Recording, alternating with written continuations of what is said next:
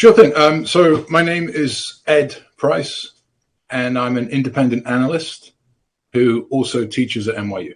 Well, thanks for having me on. I used to think that President Donald Trump had a very poor understanding of economics and statecraft. And I realize now that that was wrong. And in fact, President Trump has no understanding of economics and statecraft. That is the only conclusion that I can draw, given the way that he's behaving towards India. Now, there is some case in a sort of good old-fashioned great power competition to have China and the USA go at it against each other. There's some case for Russia and the USA to go at it against each other. It's one of our national hobbies. It's one of their national hobbies.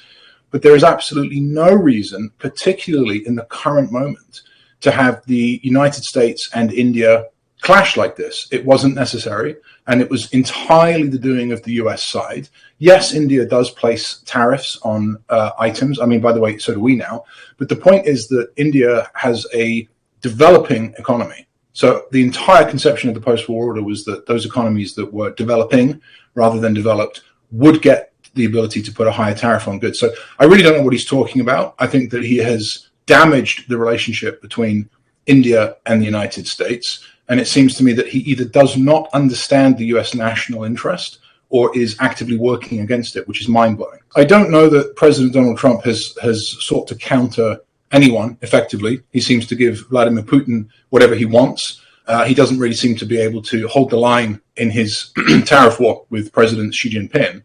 But yes, it does seem that he has pushed India closer to Russia and China. I would just put a little word of warning on that, though. It comes with a health warning, because it is not the case that India, China, and Russia are the best of friends. I mean, this is an outsider speaking. I'm a Westerner and a US citizen. But it's pretty obvious with reference to history, as you just mentioned, that the Chinese and the Russians have a long-term complaint with each other. If I was Moscow, I'd be most worried about Siberia rather than Ukraine, to be honest with you.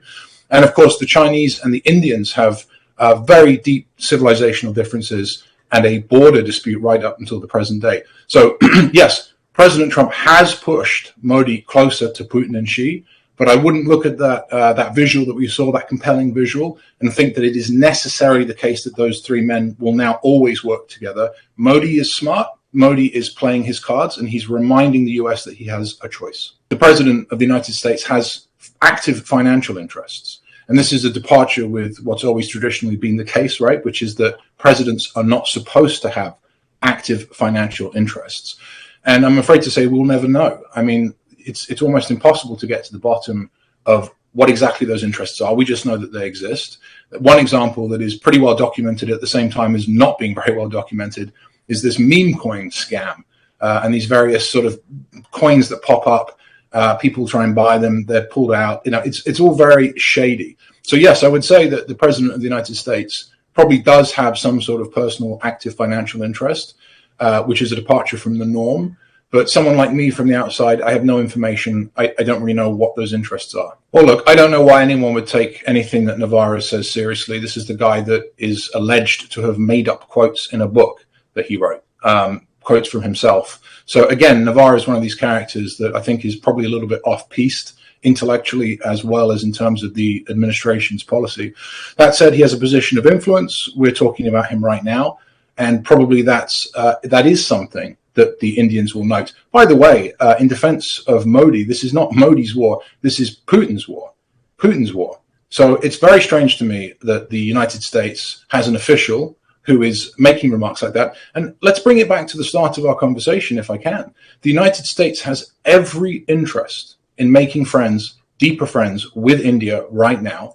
If I was running US trade policy, which obviously I'm not, but if I was running US trade policy, I would have India tariffs at 0%, not 50. So Navarro, honestly, not someone that I take seriously. Well, there is no Moscow sphere of influence, and that's Putin's entire problem, right? He's trying to rebuild the old Soviet empire. So there is no Moscow sphere of influence. There is a Chinese sphere of influence, which Russia is a part of right now.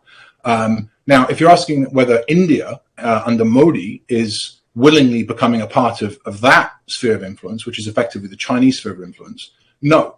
Let's just go back and remember our Indian history to some degree. India is an independently minded sovereign with its own civilization. It makes its own choices. it of course basically led the non-aligned movement during the Cold War. So there's no way that India is going to permanently put its feet one side or other of a line, and especially not when it looks at what's happened to Russia, which is essentially a form of economic conquest by China. So my personal interpretation is that Modi's being pretty smart. He is reminding the Americans, he's reminding people like me that he has options, but he's not fully embraced China and Russia and is not attending the military parade, for example. I consider it the most crucial 21st century partnership. The partnership between India and the United States will effectively decide what happens between China and Russia. I've put this a different way before, which is to say that India has the deciding vote in the 21st century. If India chooses the US versus China, or if India sits out of any US-China competition, it will effectively decide the outcome. So India is a super, super important player in the 21st century. It's only going to get more powerful. And like I say, I can't for the life of me understand why the president of the United States, in a confrontation with China, in a war, if you think about it, with Russia, would deign to put 50% tariffs on India. So I think the number one thing that we could do of two is remove that 50% tariff and get it down to something far more reasonable. I suggest 0%. And the second thing we can do is apologize.